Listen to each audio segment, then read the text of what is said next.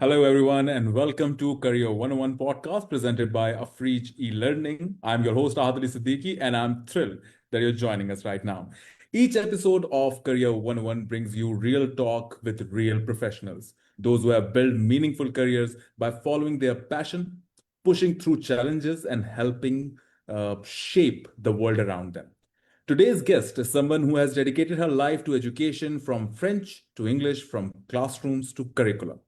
She has spent over 2 decades in the service of learning. We proudly welcome, Miss Fizza Hasan. Thank you so much, Ms. Fizza, for joining us. And we are so happy to have you on Career 101 Podcast, Episode 2. Thank you very much for having me. I'm thrilled to be here with you. Perfect. A little bit about Ms. Fizza. Ms. Fizza holds a master's degree in teaching of a foreign language from Université Stendhal in France. She has taught English literature and French in Islamabad since 1994. Worked as a teacher, trainer, and was a director of studies at the French Cultural Center Alliance Française in Islamabad. Currently, she is the language acquisition expert and content lead at Beach Education, an EdTech startup transforming how we think about learning. And such a pleasure to have a professional with such excellency in our presence. Thank you so much, Fizza. And I'm so happy to be talking about to you about the process of learning, again, with the profession of teaching and academics, and how the little minds who are thinking about pursuing this career can get the guidance which they really need at this point. So thank you so much. And what do you say? Should we start with the questions, or do you have an opening note about how you're working? You start working and teaching in 1994. Now you're working for a tech ed, which is, I guess, quite a 360 turn, because from the classroom and in-person learning, you just now a content lead, and also seeing how they are learning, how can young minds and young adults can learn through online platforms. Tell us a little bit about that, and that this turn that you have experienced. So I think that in the 30 years that I've been teaching, the world has evolved greatly. So when I started teaching, there was absolutely no concept of using online platforms to teach. The classroom was where it was. You entered through the door. It was a physical space with people sitting there with you, and that is where the teaching and the learning was happening. Yes, the internet existed, and we used the internet as a resource for people who would wanted to research, etc. That was all happening. But I think it's COVID. It was the epidemic which actually made us realize that there were other ways of teaching. Because physical classrooms became impossible, I think everyone started to look into new avenues and new ways of keeping students learning and teachers teaching. And that is when big this big shift happened. And we realized that we can reach people, we can reach a lot more people, because a physical classroom will hold only so many people, only so many students. But when you open up this world of digital technology and the internet, it means that you can reach hundreds, you can reach thousands at the same time. And this is what gave the idea for this new EdTech startup, that you can also not only reach people, you can reach people who may otherwise not have access to learning. So this EdTech startup is all about reaching people who are part of disadvantaged communities and giving them opportunities for learning. So I don't really see it as a 360-degree turn or any turn, really. I see it as an evolution that started somewhere. I see it more as a journey, which step by step has brought me to this place today, where I can perhaps reach far more people with my teaching than I could possibly have dreamed of when I started work in 1994.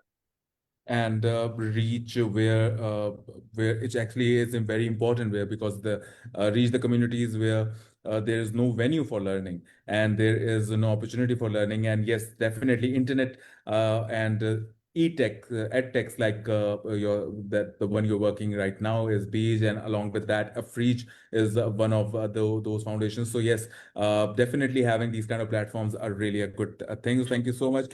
With that, let's dive into a few major questions. Along with that, I would like also have to tell you that, as I have mentioned in the intro, that from teaching from classrooms to curriculum. So yes, a lot of extracurricular activities goes on as a teacher as well. And Miss Fizza Hasan is also the founder of Theatre Wale.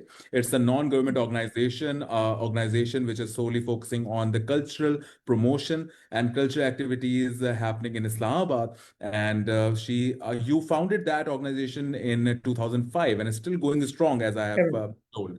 So tell us a bit about that, because again, having a kind of an artistic venue and an artistic organization, it's all about learning there as well. So it's a very interconnected fields that you're working with, and you have made your passion into a profession. So would like to give a little bit of that picture as well. Right. How? So the theater just sort of happened. I think there are certain things in life that we are just meant to do. So I've always through childhood, through adolescence, always known I wanted to teach. That was never in question. Nobody could ever make me think of another profession. This is what I wanted to do. I come from a family of teachers. I always knew that this was a calling. I never considered another profession. But at the same time, I had this passionate love for the theater that just sort of, I think that things that are meant to happen just do happen. Yeah. And somehow, along with my teaching, I found myself dabbling in theater with my students. I found myself going to the theater whenever I could possibly, whenever I got the chance to do that. And when one day I was working with the French Cultural Center at that point, one day when the director said to me, could we put up a theater play? Do you think you could do it? And I jumped at the chance and I said yes. And that's where this theater group was born, and we have just grown since. So I find it very hard when people ask me, what's the first love of your life? I don't know. It's really hard. Is it my classroom that's my happiest space? Is it the theater that's my happiest place? Hmm. It's hard to say. But what I have managed to do over the years is combine these two passions. So I bring the theater into my classrooms, which make my classrooms very interactive, very engaging. And because I teach languages and literatures, it's so easy to work with theater. Yeah. Um, I find that as a teacher in a classroom, I am constantly a performer. It matters how I speak, how I carry myself, what my persona is, how I'm able to command attention from my students. So they're not really not related. And then I They're very also much find that interconnected as yeah, so, very much interconnected, because the practices are quite common, and having as I've seen it, having a theater background, having a passion for that, it does very much help in the teaching profession as well. Same such absolutely, as vice versa, because teaching also helps in directing and creating a new thing, because you're very much shaping so, minds and every much. So very yeah, much that so. very much goes with Right, that. You have right. already answered a few of my questions, but let's dive into it, because we will give it a little focused attention. As you have said, this is you cannot really tell which is the love of your life. Is it teaching or is it theater? And I have my first question goes to you, as that you have been teaching since 90s. In 1994, you started your career as a teacher. It's been over 30 years now, like 31 years to be exact. So what still excites you about getting into a classroom, or still pursuing or designing a lesson? What are these steps that you really enjoy while diving into the craft of teaching? Right. So more than 30 years, it never gets old, right? This is one of the most exciting things about teaching. You may be teaching the same book, you may be teaching the same content, but every day you walk into that classroom is a different dynamic, right? Classrooms are living spaces. They change, they morph, they depend 100% on the vibe that you create together with the people who are inside that space. And when I say inside that space, not just physical space, maybe online space, it doesn't matter. But the thing is that it never gets old, because it is a moment to moment exist. You can't really predict what is going to happen in any class. You cannot pre-plan to the extent where you know exactly what people's reactions are going to be, where the discussion is going to take us, so it's actually a very much it's very exciting every day to walk in, perhaps with the content that you have taught before, and to see different angles, different visions, what other people have to say about it. No two groups that you teach are ever the same. Hence, no two classrooms are ever the same. No two moments can ever be repeated. And again, that's the same with the theater, because no two performances are ever alike. They are living performances within a in the moment, very much in the moment. And that is very exciting about teaching. It keeps you on your toes. It keeps you very attentive to what is happening around you. And of course, I will use a term that I don't like to use, but I will say, if you are a good teacher, you keep up with it. You don't expect Ah, people to conform to you. You and your classrooms and your students grow together in the moment. And if you can do that, then teaching can be a very exciting profession. yes, I guess. So as you have said that, yeah, if you are a good teacher, you keep up with it, and that is something to take by. Along with that, another thing that comes to mind is having things fixed. While you're teaching, as you said, you may be teaching the same lesson to another group of people or another group of students, or maybe performing when it comes to theater, same play that have been blocked, that have been rehearsed for multiple weeks, being performed again. But in that moment, with those people as new students or new audiences, it's always going to be different because the energy Yeah, and the whole environment is going to be different, and it yeah. is It's made always by fresh. people. Yeah, perfectly. So as we know at Afrige e-learning, this podcast Career 101 is already based for the young adults who are trying to find their way into the world, and they're trying to see if giving them a picture about each profession as we go through with these episodes. So now I'm going to dive into a few questions that will be helpful to the kids who are listening or watch this podcast. So as we said, a lot of things go on, and there's a future in teaching, or a lot of people start to say that there's no future in teaching. I have heard this a sentence which is really hard to teach, because this is one profession, and there are multiple professions like this, but one of those professions where you actually can shape a nation, you can shape Absolutely. mindset, you can Absolutely. forgo generational traumas, you can forgo the all the negativities that our nation have seen in the past, and move forward with the positivity and much needed development mindset. So I guess those who say that teaching is not a very beneficial profession, or those who say that teaching is something that was not going to take you far enough. Fizza Hasan is right here with us with the 30 years of experience, and still, as she very well mentioned, that it is not a 360 turn, it's an evolution. So still, teaching, the one profession that people say it's just grounded and limited to a classroom, it's not anymore. So yes, you can definitely look into teaching if you are interested about it. And we are going to discuss, Fizza, that what kind of interests are there, if a kid have certain kind of interest or certain kind of things which can predict that this person can be a good teacher, this person can move into this field, and maybe if that's his or her calling. So with that, from school teaching to EdTech, how has the role of a teacher evolved over the 20 years? Like, we know that now you're doing it on this from the classroom to the screen, but how does it actually was? What are the differences here? What are the things that are different from a classroom? Because there will be people who are already teaching, and they're trying to get into the ed tech industry and trying to teach for the internet and these different platforms. So what do you think? How do you think about feel about the evolution of the teaching from classrooms to ed tech in the last 20 years, and what are the difficulties that you face? Right. So I personally think there's been several questions in what you've said. So I'm going to take it from the very beginning and address the first thing first. Why become a teacher? And this has a lot to do with the evolution of teaching also. Unfortunately, in the last few decades, we have seen that people in our country in particular, and around the world uh, to some extent also, have decided that the teaching profession is not a profession at all, and nobody seems to want to become a teacher. Yeah. Simple question: can you imagine a world without teachers? Without teachers, I I cannot. mean, you know, what kind of a world would it be without teachers?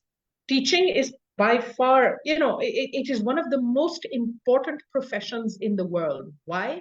Because without this profession, none of the other professions would exist.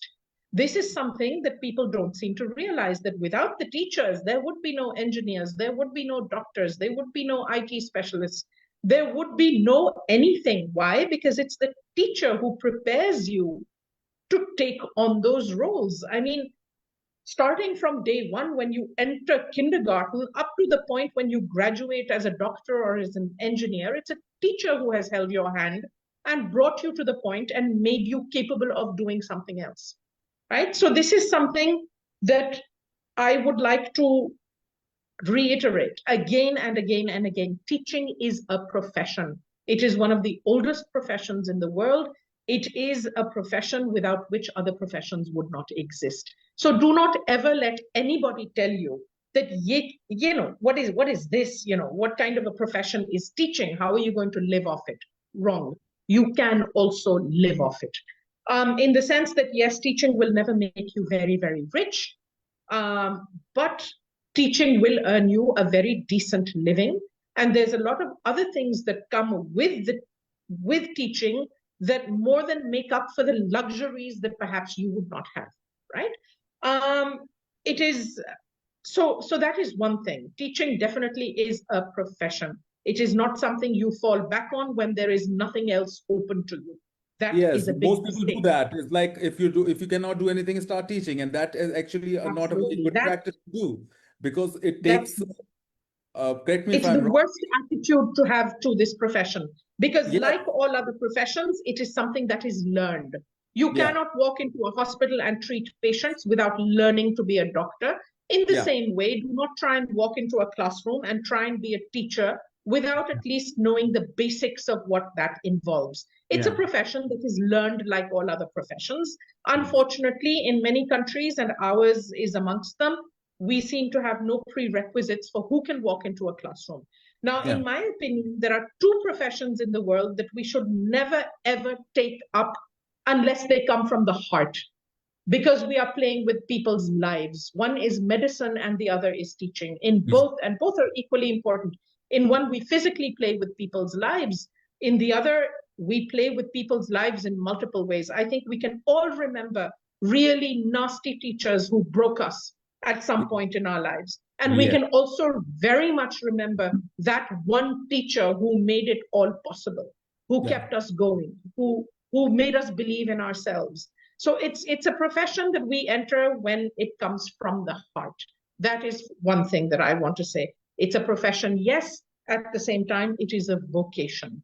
You need to be a happy teacher to be a good teacher. Good You teacher. need Yes. to believe in what you are doing. Do not take it as, oh, I will get up in the morning and I will go to the school and I will teach Yeah. and I will come back. At the end of the month, I will get a salary. No, So I teaching guess does not work that way. just to sum it up in one line is would be if you're thinking about choosing teaching as a second resort or last resort, don't go for it. There are multiple Don't other do it. venues that you can try. There are multiple skills. You Absolutely. can learn multiple skills and you can work from home or do multiple things. But don't play with the lives of young adult Absolutely. young minds. Just as Fizza said, medicine and teaching are two professions that you cannot take any chances with. If it's your true calling and if you really believe in it, then follow it. I guess that's a Right. very good disclaimer that goes on in that at the very beginning of podcast. Again, coming back to the second part of the question is that evolution. So, multiple things, as you have said that. Let me just put a little bit. Let me just add a little bit into the question. Is that as you have mentioned, there are multiple caliber teachers who can break you, who can destroy your mindset or something like that. So, as we go through the evolution of teaching, some how important it is for a teacher to learn these new things, even if they are working for the classroom, even if they are not going Yeah. online or working for the EdTech, how important is for a teacher who is going to teach in a classroom, maybe a high school, elementary classroom, or a university level classroom to university level students? What do they should learn? Because you are one of the professional who has seen both classroom and the EdTech. Right. So please Right. answer that. Right. So one thing we as teachers must always, I think it's a given. It's something that we cannot ever let go of. A teacher's learning never stops. Because the minute you stop learning, you are no longer teaching anything that is valid, right? Okay. Another thing that teachers need to always keep in mind is that they are not teaching for today, they are teaching for tomorrow. There is no point in teaching for today because the people that you are now preparing are going to be the people running the world tomorrow. So you need to stay one step ahead. You need to constantly be on your toes and keep learning about the new world that the people you teach live in. Very, very important. Now, this does not necessarily mean that you know everything. You can't possibly know everything. The teacher's role in the world is changing also. From being a provider of knowledge, the teacher is becoming more and more a facilitator, whether it's within a physical classroom or in an online space. The teacher is now helping people learn how to learn. So my job now is not to provide information to my students. Information is now at our fingertips. We all have a telephone in our hands, which gives us access to all the world's information. We don't need a teacher to tell us things. Google tells us whatever we need to know, right? AI will now tell us lots of things that we need to know. We don't need the teacher. What we do need the teacher for is to guide us in how to use the resources at our fingertips to actually learn and to learn positively. So teachers' roles are changing, whether it's within classrooms or on online Yeah. platforms, and teachers need to keep up with that. If we're going to turn up in our classrooms with our old yellowed notes from 20 years ago and expect that we are going to be good teachers and that students are going to sit there and listen to us and learn something from us, You then have. we are very, very much mistaken. Yes, and not going to happen. That's perfectly It's not very well going to happen. mentioned. So, very important to start keeping up. So, yes, if you are if you want to pursue this profession, yes, you have to keep up. And I guess now in this today's day and age, that goes with every profession in the world. Teaching, obviously, there's you have to be really careful about it because you have other people's lives in your hand, you have their minds in your hand. So you have to shape them and you have to build them, and you have that particular stage. The world has given you a particular stage, or you're taken up on that stage where you will be heard, and your point of views and your way of seeing the world will shape the other minds of seeing the world. So yes, if you are into that, so think about this, because yes, it is a very serious profession. It's not a fun games and play, and it can definitely not be a last resort for somebody who has tried multiple things and said, okay, let's do teaching now. If we have other things, if we are not, if something is not working out, let's go for It teaching. is fun. It It sure is is a fun. lot of It fun. is I fun. have a lot of It's fun, fun but it teaching. cannot be. It is. Um, I guess I was trying to say it in the context where you cannot just take it lightly. it's It not a can. pastime. Yeah, Yes, it's yeah. not a pass. It cannot be a pastime. You have to do it professionally, and yes, it can be really fun games. So, it that is also a element to it. But again, brings me to my next question, and that is branching out. So, with that, teaching is always interconnected with multiple fields, as you have mentioned. Along with that, language is one of the things that you have a very you have a journey in it, and you have personal experience in it. So many students today are curious about languages. How can mastering a second language like French open doors to academically or professionally, or maybe multiple languages when it comes to linguistics? So, how do you see that? Having a second language, how did it help you in your journey? So my advice to everybody is learn as many languages as you can, right? And one very simple reason for that is that every language that you learn opens up a new world for you. And when I say it opens up a new world, it's more than just academically or professionally. Of course, it does open up avenues for further study. in countries where you may not have ever thought of studying. Professionally, it makes it possible for you to work in environments where you may never have considered working before.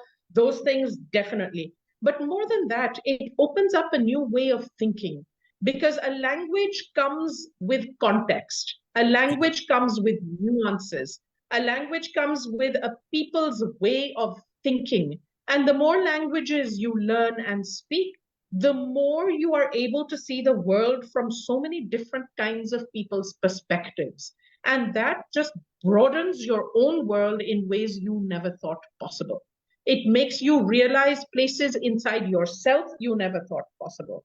It makes you a more well-rounded human being who is able to communicate better with people from across the world, not just because you speak their language, but because you see the world through their perspectives and their eyes. Hence, you can be more effective as a communicator, right?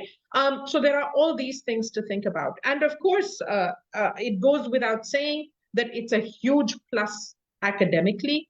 I mean, you can go and get a degree in places that you never thought you could perhaps go and get it, go and study. And let's not forget that lots of these languages do open up worlds where education is affordable. So, for all of our students, we think mostly of going to the UK or to the USA because we speak English. Do not forget that European languages or Japanese or Chinese will open up a world of universities in those countries which are so much more affordable than the United States or the UK university options. So do keep those options open. It is not as difficult to learn new languages as we may think. When I first started learning French, I thought I'd never be able to learn the language. Today, I teach it and I teach trainers. I'm a trainer for teachers of French. I never thought that would ever happen. I'm currently starting to learn a little bit of Italian because I love Italy. Right. But the whole point is learning a language. Don't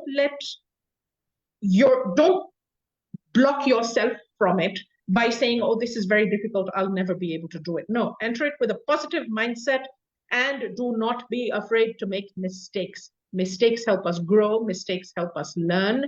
When we learn new things, we are bound to make mistakes. Do not be afraid of that. Jump in. Normally, when you jump, you either sink or swim. I promise you, 99.9% of the time you swim, you do not sink.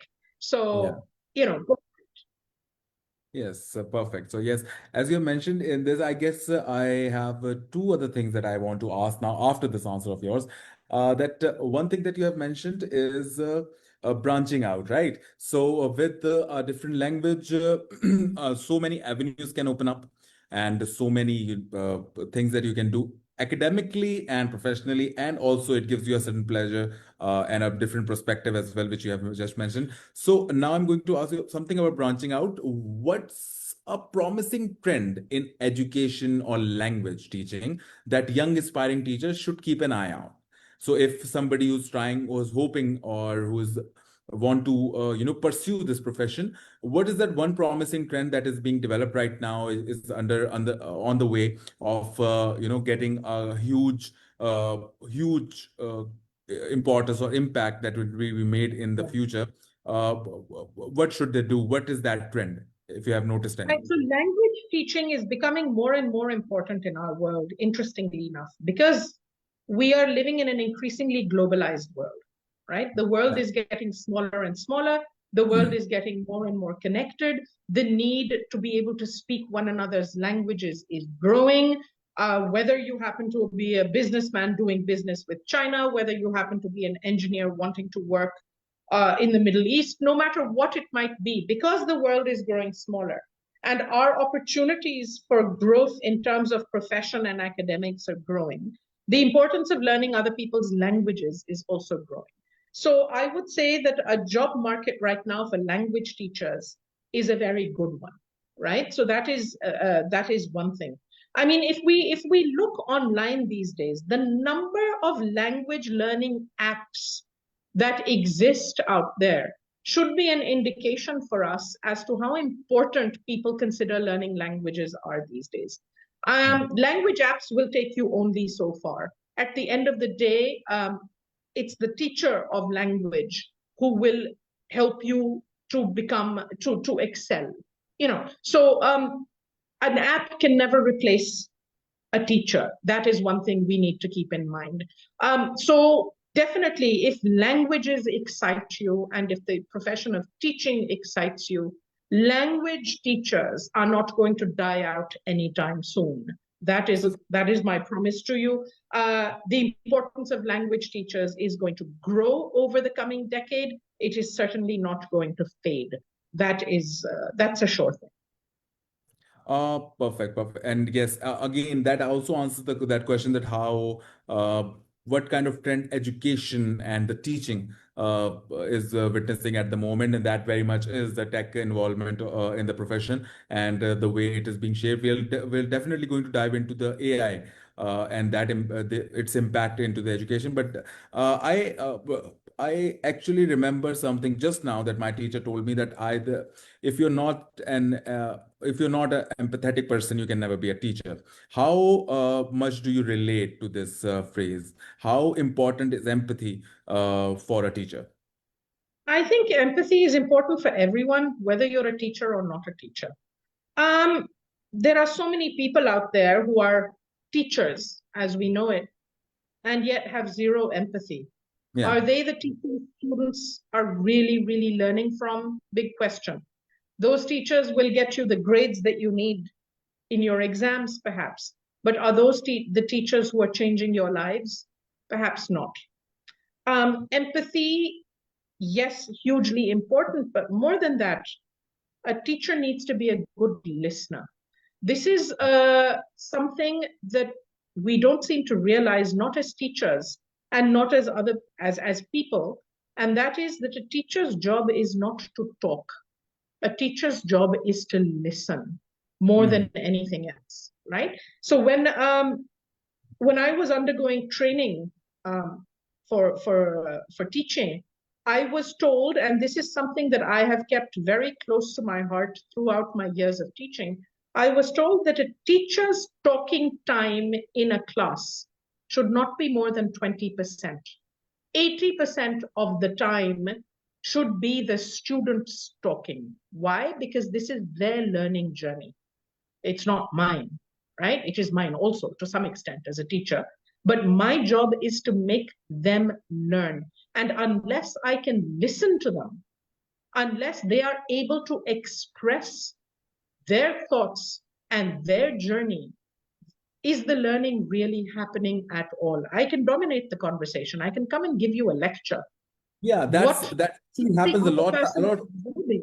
Yes, we witness that in a lot of classrooms that where's one teacher is dominating over like say 50 or 80 kids, and they are not getting their point across. They do the Right, teacher doesn't even right, know what the kid who is studying in his or her class is right. think, or how do they perceive the lesson. Right. So So very my important. my job as a teacher is to facilitate critical thinking. And I Hmm. cannot facilitate critical thinking unless I am listening. So I can go in and give my lecture and I'm sharing information. My student of today does not need that information.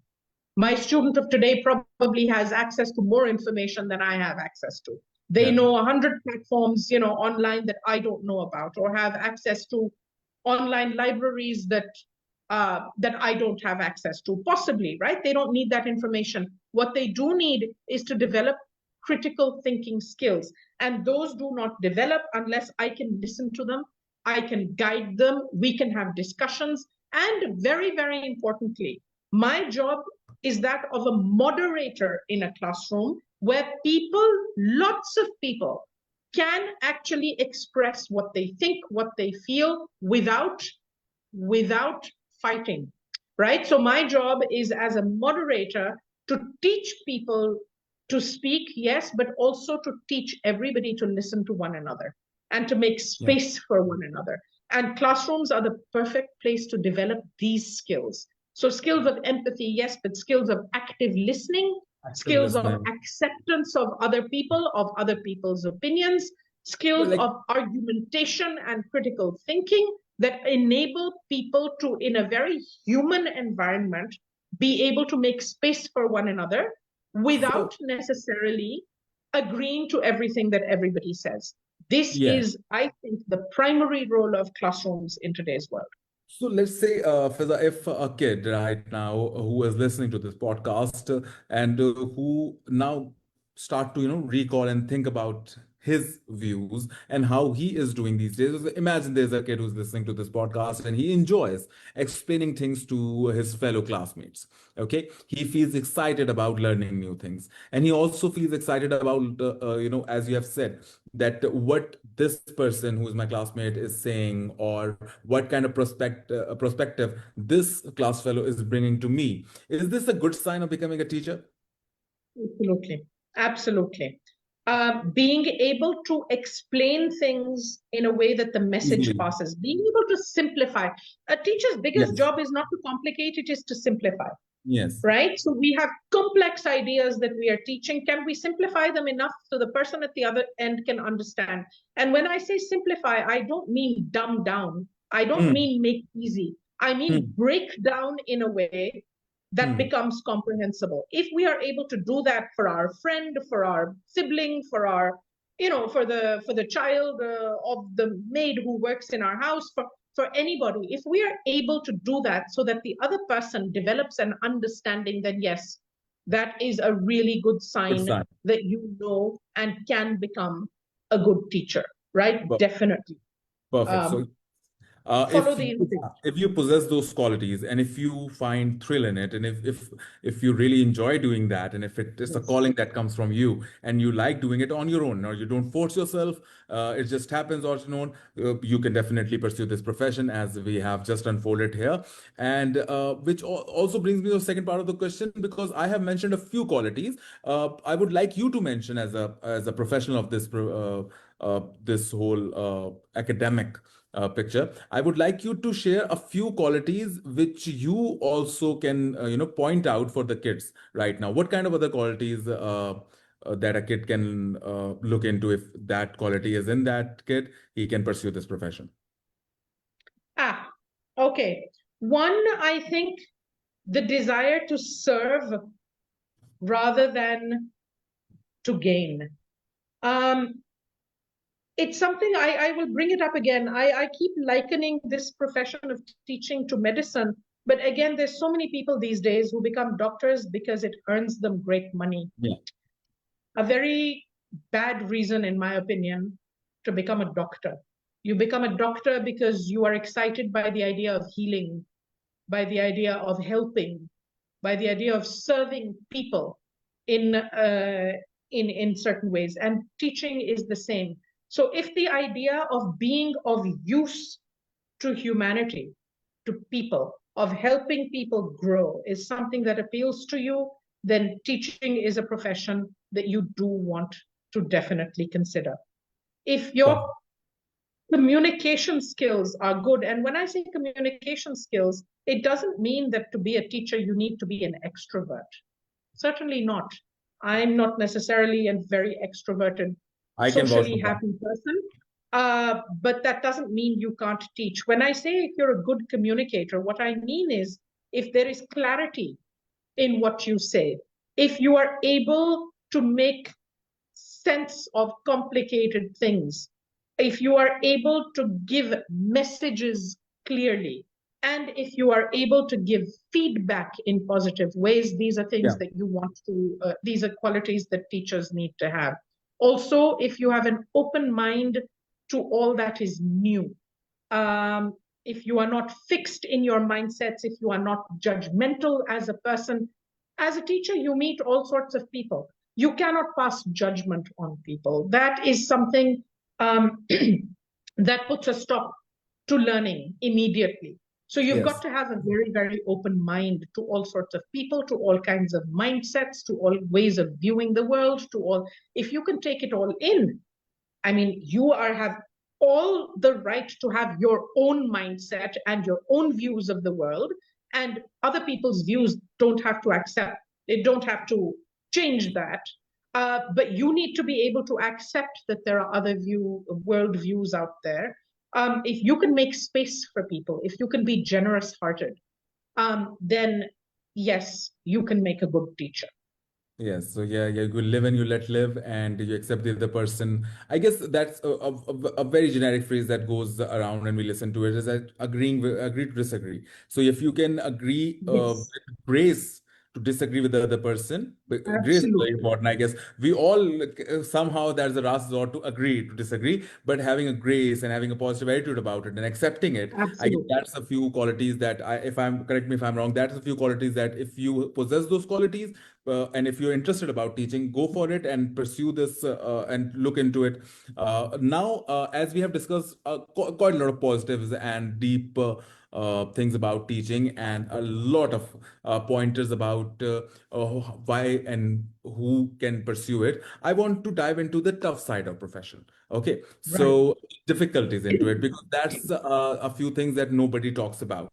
So you have Right. been in the profession for over 30 years. I want, and there's nothing going to be glamorous about it. I would like you to be as open about it. So please do share your toughest moment to start off in your teaching career, something that really tested your patience or passion, which can give a kind of an idea to the people who are trying to pursue it right now. Right. Uh, There's difficult and then there's difficult. Some things I'm going to talk about are very practical, of a practical nature.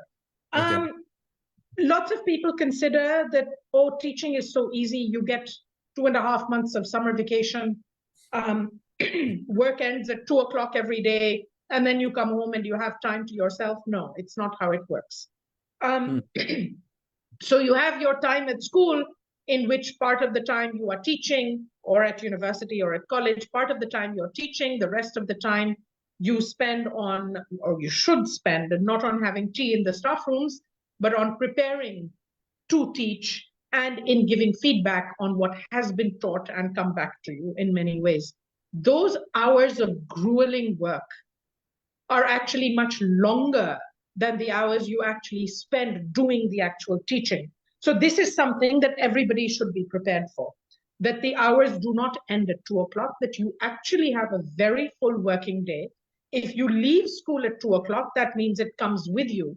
There's several hours of work that you are bringing with you. You have an 8-hour working day like everybody else. Yeah. And sometimes it becomes very hard to draw the line between work and yourself. This is something you really have to watch out for. When do I stop being a teacher? So, for example, does my work end at 4 o'clock or at 5 o'clock every day? For many teachers, it becomes very difficult to actually ever switch off that teacher button. So that's something we have to be very, very careful with. There has to be a time when you say, all right, my work day is over. I will not think about my students anymore. Very easy to say, very hard to do, Very because hard a to do. teacher's Yes. profession is very all consuming. It's very hard to, press the button and say off. That's one thing. But that's a personal thing, right? This is something we battle with on a personal level every day. The bigger challenges I find come from systems. So it's not always easy to have views, progressive views on teaching and learning, and exist within very narrow and very fixed systems that we sometimes see in the world of schools, universities, and colleges around the world. But again, I will say learn to work with and around systems. Don't always try and fight them, right? Pick your battles. If you are being given freedom to work your own way within your classrooms, don't start fighting about little timetable issues, for example, right? It is Hmm. challenging to work with systems, to work with directors and coordinators often who do not necessarily understand the work that you do. Now, this is also very interesting, that normally the people running educational institutions are not educators, they are Yes. administrators. And that clash Irony can of be very it. challenging, Yes. especially for teachers who work with heart and soul. Um, it can be very debilitating. It can be hard to work with. Um, think always in terms of solutions and compromises, not in terms of conflict. Yes. And I think that is something that we can say about any workplace, really, where you will come in into contact with a certain hierarchy that is demanding things from you that you think are a waste of time, or you think do not fall within your domain, or you think are going to prevent you from providing the best that you can. The problem is systems need to be worked with. If you work against systems, then there is no place for you. So trying to maintain that balance between your practices and the system is a challenge. It is difficult, but it is something that we learn to do with time. And again, I would say, learn to pick your battles, fight the ones that are really important to you, and let go of certain things that are less important. Life is all about compromises. And one other thing that people don't necessarily think about, and this is it for people who want to teach at the school level, dealing with parents can be very difficult. And this needs to be done diplomatically. It also needs to be done with a certain firmness. Do not bow down always to a parent. Listen to them. Listen to them actively. Don't always engage. That can be a very big challenge. Less so at college, university level, of course, more of a problem at school level. But yes, I have found this to be a challenge during my lifetime as a teacher. Great. So, so far as we have seen, is like we have mentioned about the side of it. It is an exhausting profession. So you have also mentioned that striking a balance between personal and professional life can be difficult, and most people can, they find it difficult to do it. So yes, it can be a little exhausting. Yes, but yeah, if I may speak on that, yes, it's an exhausting profession, but in a very good way. Those days when you've done a good day's work and you come home feeling that the world is exactly as it should be. That's the kind of exhausting it is. It's a hugely satisfying profession. Exactly. I guess nothing beats the high of a good class conducted on a certain day. Great. So yes, if you get a hint of a satisfaction helping somebody or helping a classmate, so I guess that's your hint to pursue teaching and pursue academics. Okay, I am going to dive into another question. Is that so for somebody who's about to start pursuing this or about moving into this direction, starting out in teaching, what's the mistake they should try to avoid in their early years? Yeah. Don't consider that this is something you don't need to learn. Biggest mistake, right? If you are planning to professionally become a teacher, train to become a teacher. It's going to make a world of difference to your practices, to your own confidence in your own work. But more than anything else, like I said, this is a profession. Open doors for yourselves. Without that professional training, your growth as a teacher is very limited across the world. You may succeed in a country like Pakistan or other countries where that training is not a requirement, but don't think so small. Think on the world stage. You may want to go and teach somewhere else someday, right? Do not stop at just walking into a classroom and learning the profession as you go. It is a profession that you learn on the go. Yes, every day is different. You learn from it. But there are certain basics that you can learn before you ever walk into that classroom or even as you teach. Do not forego the professional development side of it. It will not only make you a better teacher, it will open doors for you in professional ways. Get the training. Very important. Perfect. And which I guess that gives me another thing to ask you is like, tell me a skill or something that you learned the hard way, not from a degree, not but through experience. So as you have said, you keep on learning. So one thing that you learned the hard way, why in this 30 years of your professional journey? One of the things I learned the hard way. Okay, so like I said, I've always wanted to be a teacher. And I've always thought I'm a very good teacher, right? I think I am, in the sense that the feedback that has come back to me over 30 years, I mean, there are students I taught 25 years ago who still reach out today and say, what we learned in your classrooms is useful even today, etc. There is, with being a good teacher, there comes a sense of pride be careful to not let that pride stand in your way of how would I say it, of accepting that there are other fantastic teachers out there who are very different from yourself. Do not fall into the trap, I think, of thinking that your way is the best way. I've had those issues, right? There are places where you are so confident of your own practices and the results that they produce within your own classrooms that you don't consider that other people may have other ways of working that are as good as yours are. Do not close yourself off to learning from colleagues, from other people who follow the same profession or perhaps even different professions. Never become arrogant in your own practices. When you're good at what you do, this can be a challenge. And I have many times learned the hard way that, hang on, stop right there. What are you doing, right?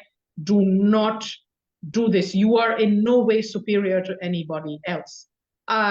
Teachers who are successful at what they do very easily get this sense of superiority, this sense of knowing it all.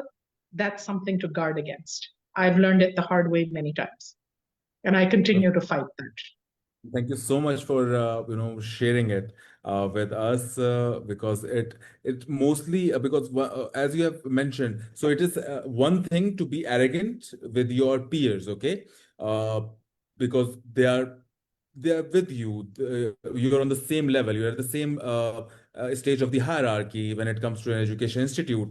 But most of the teachers sometimes it feels like they feel superior to their students because they think they Also, know. yes, And I guess that's, correct me if I'm wrong, but that's not the way to go about it, right? You absolutely cannot not. teach somebody, or you cannot, add value to somebody's life if you're feeling that No, you are superior to absolutely, them. That's like, absolutely. yeah. And So, you walk into the mindset of learning something from your students also. I learn something from my students every single day. Every day, yes, there are things that they know that I do not know. yes, There are, things about the world that they can open up for me that I have no clue of. They speak a different language today. The English that I speak is not the English my students speak. I need to learn from them. The world that they know is very different from the world that I know. It's a mutual learning experience. That's how we yes. need to look at it. Do not be always in the position of just giving. It's a give and take. That is, it's a receiving also, and And be you open to need to always receive. be. Be open to receive as a teacher when something is being discussed in the room. I guess that is one thing. So yes, another quality to think about, if you're open to receive from your youngsters, from your peers. If you're studying right now, I guess one of another one of those qualities which you can say a tick mark. Yes, I can pursue this, and I have this quality. Again, we will dive into this whole segment of questions where we can definitely dive into that. Is it your path or not? But again, you have mentioned something, and it is a monetary question now. You have said that yes, most people don't pursue this career because they think there's not much monetary benefits. You won't be rich. You cannot be rich. There are other things to it. So. Let me just put it out there for everybody for the Career 101 podcast overall. I guess doing something for the sake of money, it might give you money, but and you may end up being rich. But I guess the overall, you being alive as a person or adding value to the world, I guess that's where you will lack and you won't be rich in that terms. So I guess, correct me if I'm wrong, Fizz, uh, money should be overall any profession. I'm asking about regarding that Well, money should is money be important. I mean, the primary right. interest? So that's the question, right? Everyone needs money. Even teachers need to survive. They Yeah. have families, they have homes, they need to buy the Should that groceries be and pay the the bills. Um, defining element or defining well, thing for it's choosing a career? well, it's going to dictate choices to some extent, right? Being able to survive is very, very important. So if teaching were totally voluntary, then perhaps nobody would do it Nobody would have to. unless Yeah, they had definitely, plenty of money from somewhere, they couldn't. definitely. The thing is, we need to sit down and think, if I work in the administration at an office, will I be earning more than a teacher? What will make me happier? If I will be earning a little bit less as a teacher than somebody who works in administration in an office, but the teaching career makes me really happy, then let me go for that, right? So it's about balances. And let's not forget that when we train as teachers, and we enter this profession as a professional, we are normally earning the same as anybody else at our level. So if we work, for example, for the government or the public school systems, we draw the same pay as anybody else at our level working anywhere in the government. We have the same access to, I don't know, in Pakistan, that's not the case, but anywhere else, you'd have the same access to healthcare. You'd have the same incentives that anybody else anywhere would have working within the government system. I mean, even in Pakistan, if you are a government school teacher, you draw the same pay as anybody at your level working in any other government department. So let's not forget that. Secondly, if we go in for university teaching or college teaching or teaching at private schools, teaching is normally paid at pretty much the same level as any other profession is paid today, right? So when I say we won't become rich, we do not think of this profession in terms of a business, in terms Yes, of something that will make money. We do yes. not think in terms of, oh, as a doctor, I can open up my separate practice in the evenings and mint money from there. That is the kind of money we will not make as teachers, perhaps. Though even today, I mean, there's this whole system of tuitions, private tuitions that are making teachers lots of It's been money. around for like 10, It's 20 doable. years or I so. mean, Yeah. you can do it, but it will make us the same sort of money as any other decent job would make us, right? Yeah. So if it's something that is going to keep us going, and it is a profession that makes us happy at the same time, then what's to stop us from doing it?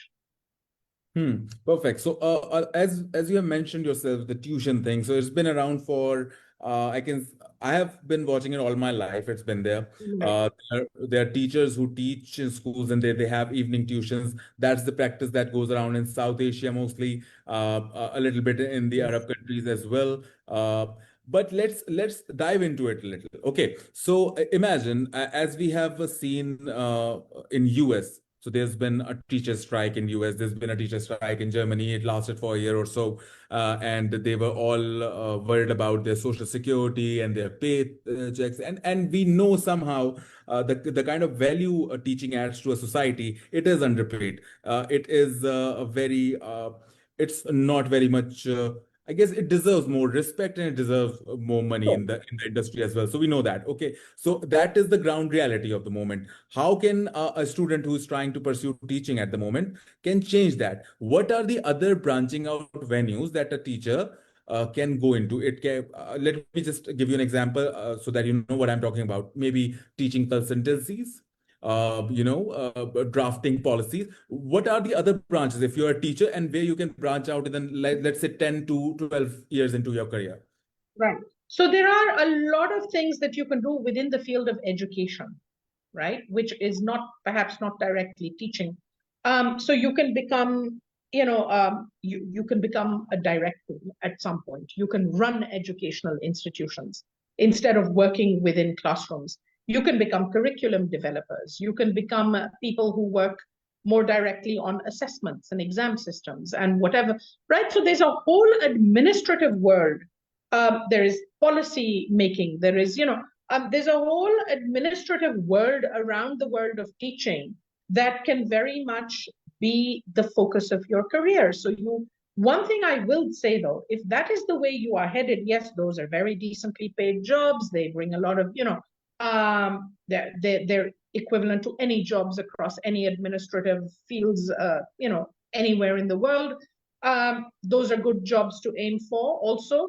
But I will say one thing, if you are going to head that way, make sure you have a few years of teaching under your belt, because the way that will shape the kind of work you do in those fields also. If you have never experienced the world of a teacher, then you are not making the right decisions for teachers across the world.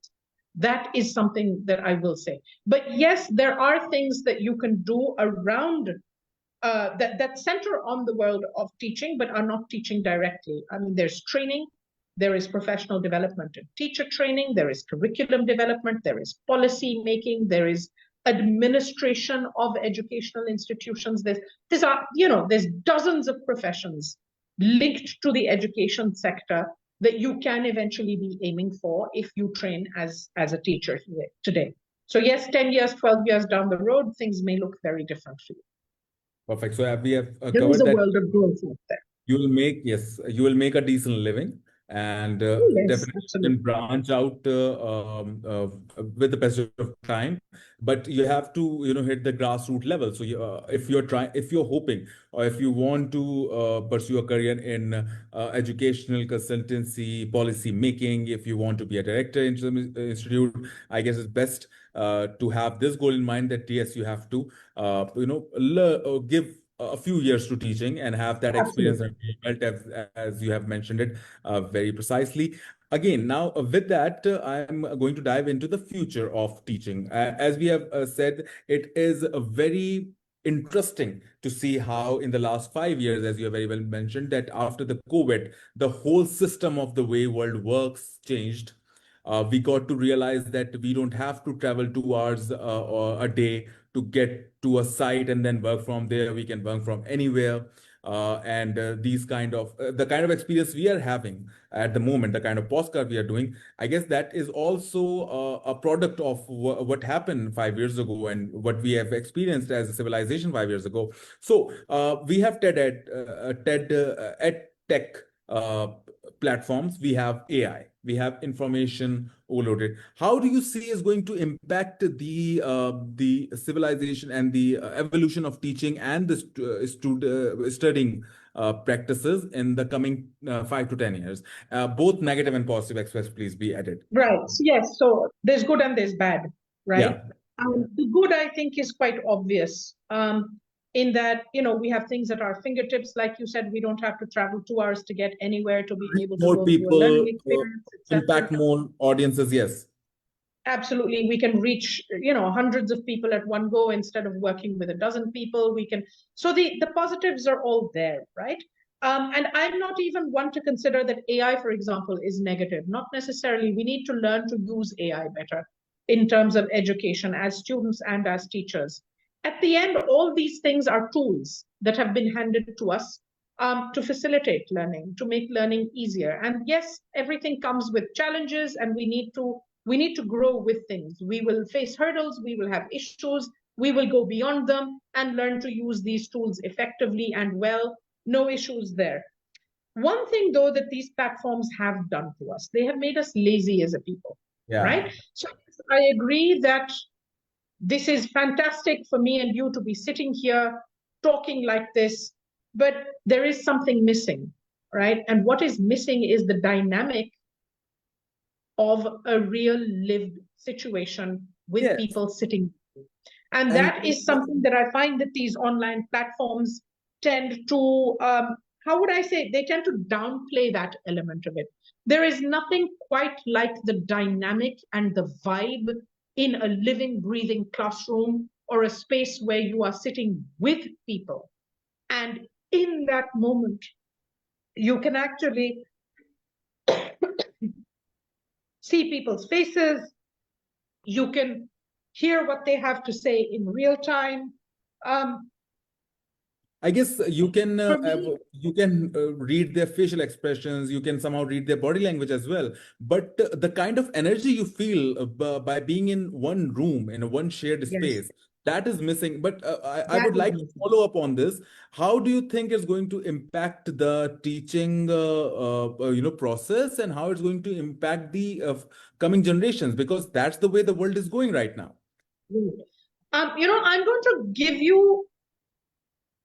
What I'm going to say next is not based on any research. It's not based on any fact or anything. It's based simply off of a feeling. I think it's all going to come back. This, Okay. we have branched off into this world of ed tech and AI and online. Personally, I feel that the world is going to come back to a lot of things that we are currently discarding.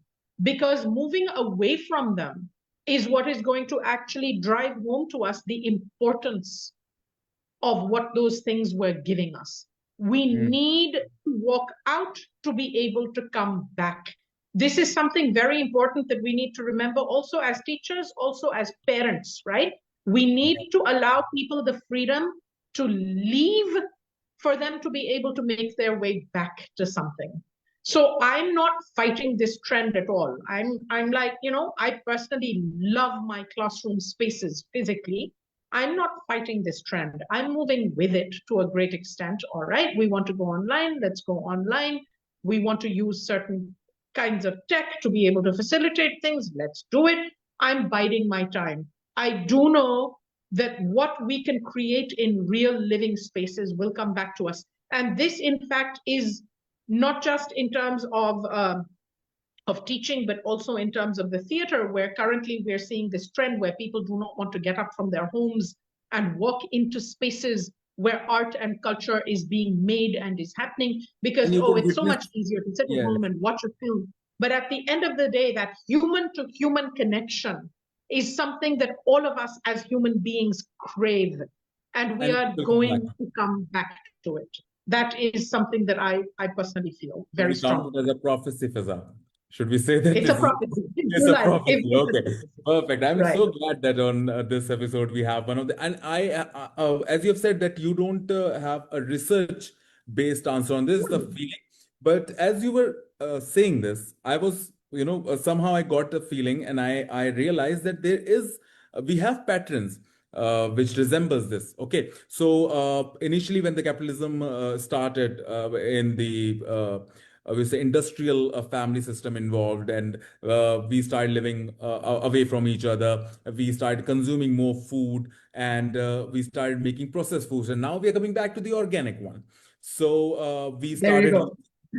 we Yeah. started using air conditioner instead of natural air, and now we are coming back to making homes which are eco-friendly and which gives you cooling through natural ways, planting more trees. So yes, we are coming back to the things, and this, I guess, this is a tried tested thing. Yes, it's going to take its time, and yes, fighting it's not going to help it, as you have said very nicely, that it's a system, I guess, and we have to work with it.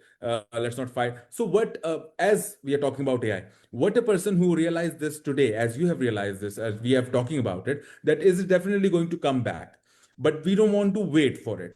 What a student, parent, a teacher can do right now, if you are having this kind of sessions with the kids, what would you suggest them? What kind of open spaces they can create for themselves? Give a few examples on that. Right. So if you have a choice, go for the physical space, right? I would say that. So I find that there's a lot of students who want to perhaps have a class, right? And they live in the same city as I do, and they're like, oh, can we do it online? And I'm like, no, if you live within reach of me, I will not do it online with you. Make the Okay. effort. So one thing, make the effort, right? Why? There's two reasons for that. One, man is a social animal. We need that human to human connection. We need to be in the same spaces physically in order to get the most out of experiences. We do. But more than that, when you make the effort to get up and go somewhere, you go there with the intent to learn, right? When you just switch on something and just sit back, you are a passive learner. Getting up Yes. and going somewhere makes you a very active learner. It completely changes your body language. It completely changes the mindset with which you walk into that learning space. I have made the effort to travel 30 minutes. I have spent money on petrol. I got up in the morning and dressed in order to be here. I'm here to learn. I will get something from this session. That changes There everything, are so many right? factors So that these are little goes things. These into are it. little things that we can all Yes, do in you our get the everyday lives. motivation. Make the effort if you have the choice. If you don't, by all means, use online platforms. But use online platforms realizing that you are perhaps not getting the same experience as you would if you were physically present, if it were at all possible, right? So if possible, try it out. Yes. So I do know and that a lot of language institutes these days, for example, offer you two kinds of classes, or three rather. They have in-person classes, they have hybrid classes, and they have totally online classes. And I do realize that most people are opting for the online class out of a sheer laziness to move. Uh, don't also forget that that physical activity, the action of getting up, getting ready, going somewhere, prepares your body for learning in ways that just sitting there with a gadget is not going to prepare you for, right? So if you have the Yes, choice at all, try out both and see the difference. I think you will feel a difference. yes, perfect. And I guess that is also another thing that can be added to it is I don't know, I'm thinking about it as people are living in a way that they are not leaving their bedrooms. They are not Right. leaving living rooms. And their whole day, weeks, Yep. 2 weeks, because now they have groceries coming to them. They have everything on their mobile phones and anything can reach to their doorstep. They don't have to Yep. move at all. They have to go to the loo maybe. And that's one thing that the technology, they cannot do it for them right No, now. not Let's see. I this don't anyway. know how it's going to pan out. But yes, again, that's one thing. As we're talking about branching out in teaching and the career. If you are really serious about it, you can create that space for yourself at the moment and for the people who are around you, who are not getting out of. Maybe you're living in a society and you see in this society there are 50 kids who don't go out to learn, they learn online. Why don't create a community within and just come together once a day, twice a week, Right. and just talk about what you have learned in that week. And that Yeah, this will give you a hybrid human connection. And that's one way to go absolutely. about it, branch out in learning. Absolutely. And if you interested in pursuing teaching as a career, why not give it a try? It will give you a cultural element, it will give you element of community, safe space, human to human connection. If you want to get a practical experience of it, if anybody who is listening to this right now and kids who are want to pursue it, I guess that will be one way to go about it. And I guess just an idea that came to me, I had to voice it out, otherwise it would just stuck within me. And Yeah, I mean, let's never forget that our primary objective in the world is to learn to live with people. We can't yes, do that by avoiding people. Do not yes, underestimate the power of talking to the cashier at your local supermarket, right? Do not underestimate the power of going to a gas station to fill your car and communicating with somebody there. Do not, that human connection is what keeps us grounded. It's what keeps us sane. It's what makes us feel connected to people. This rise of mental health issues around the world. yes, Um, there are many reasons for that, and one of them is this lack of human connection that we are forming because we are connected more now to machines and through machines than actually physically connected to people. And again, like I said, this is something that will come back to us eventually. We will realize that we need people and we need to talk to people and connect with people physically on an everyday level in order to stay human and to stay very, very sane. So, yes, these things are making our lives easier in some ways, most definitely. But we need to use them to our to make advantage. our lives easier, not to cut us off from the world and Yes. from its And people. not So, that create the is something problem. we need to be wary of. Yeah, yeah, make your life easy. Do not to create there are problems that don't exist right now just by sitting and not doing anything and not keeping those practices which has been tried and tested for years.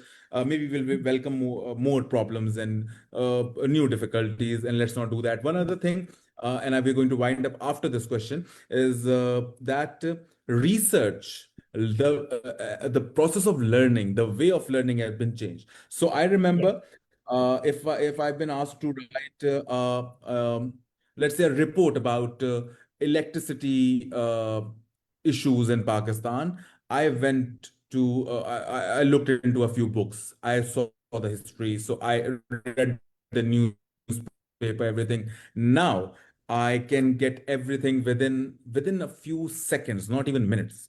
Every issue Yes. on this topic within. So how is that impacting the critical thinking in the students?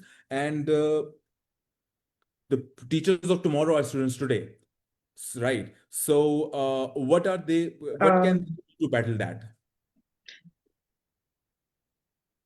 okay, so the problem today is we have too much information, Yeah, right?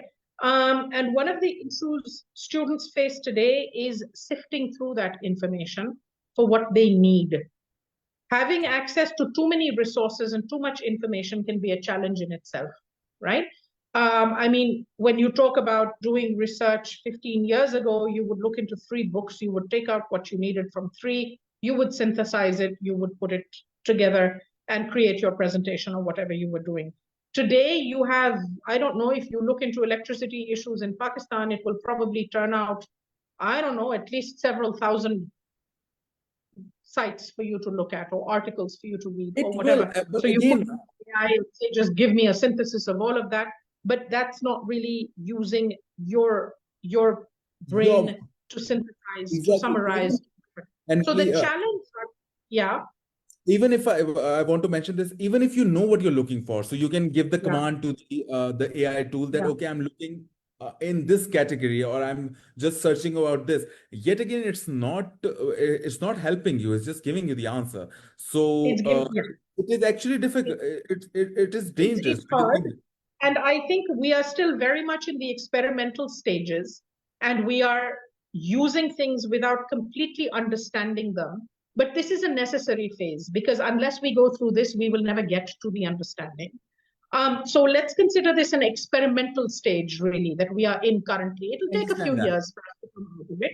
But I think one thing that we need to realize very much, and more in the teaching profession than in any other, is to teach media literacy these days, to teach the kind of literacy that will enable students in particular and people in general to be able to better assess and choose what they are Yes. looking at online, I guess right? that's Not actually so one much of the answers. about how to research as such, but what to choose out of everything we research, how to react and respond to it, and what to use from there. So, again, like I said, teaching is a profession that needs to keep up with the times. We are no longer people who pass information. We are people who teach now to scrutinize information and to correctly choose. So yes, it's huge. This is not something that is easy. This is not something that can be learned or taught overnight. But I think that's the direction in which we are headed currently. And as it is mentioned before in the podcast, that yes, we are going through a phase of the time itself and the kind of age and day we are living in, and we will pass through it. And we will add our value to it, and yes, we'll try to do the best as we can do it. So yes, again, a profession that can definitely make a lot of impact in future is teaching, and teaching can definitely shape minds. And especially right now with the AI and everything, I guess minds need to be shaped in a very, very, it's They the need to high be time. guided. That is to say, Yes, guided. I rather than Yes, the word shaped, I would use the word guided. Yeah. that's very correct. Thank you for correcting me on that. Yes, to be guided in the right direction, to have the acceptance for critical thinking, the acceptance of the other person and their perspective and their thinking and their opinions, and bringing that as not just as a privilege, as a norm in society. I guess that to introduce it as a norm, Absolutely. not like it's something that you do so Make that it you an are. everything. Yeah, it should be a norm. So that's one thing. I am thoroughly enjoying this conversation, Fiza, and I guess there are multiple things that we can keep on discussing. And I guess say one thing takes you to another one, and there's so many things. I guess we would like to do a part two with that with you Yeah. of Career 101 regarding theater teaching together, and we can Oh, yes. dive into that. But for now, I really don't want to end this session, but I guess it's time for us to take end this session. And I'm pretty much sure that this will definitely help the people who are going to listen to it and who are thinking about pursuing teaching as a career and branching out with that. So thank you so much for joining us here and giving us such a One perspective last on. thing I would want to say, it's I a message definitely I want would to ask. like to leave people with, in fact, Yeah. and that is that nothing beats that feeling 25 years down the road of having multiple people constantly reaching out to you from across the world, telling you what they have done with their lives, and you know that you were a part of it somewhere. So, who they develop into as people, as professionals, what they give back to the world, you know that in some way, somewhere, you are responsible for it. Nothing, no other profession beats that feeling. So keep that in mind when considering professions, and do not downplay the teaching profession. It is Definitely. it is something that satisfies you in ways nothing else ever can. And I guess there cannot be a better closing argument here. So yes, closing verdict here. Thank you so much, Fizza. And yes, I was about to ask you that what is going to be your closing statement, but I cannot begin to imagine how it feels like if somebody calls me and tell me, "Hey, you used to teach me, and now I'm working here and contributing to society like this." I'll be so happy about that. And the kind of feeling that it will give me, I cannot begin to fathom and Yes. imagine that. So, and Fizza and everybody who teaches with heart and teaches with the practice of the intent of actually creating, adding value and creating a community of critically thinking people, of reasoning people, of people who accept and who evolve. I guess that is the biggest takeaway that you will get. And if that excites you, congratulations, you're a very good person. You have a very positive mindset, and go for teaching. I guess that's something that you can take from this podcast. And what we took from this podcast, what I took from this podcast, is a broader perspective on different things. I used to think in a certain way about teaching. I used to think that I was very open minded about it, but discussing a few things with you, yeah, definitely have opened a few other dimensions for me to think about, to reason on. And thank you so much for giving us that experience. We at Fridge are really thrilled and honored and excited and so happy that you've given us this time and have discussed this with us.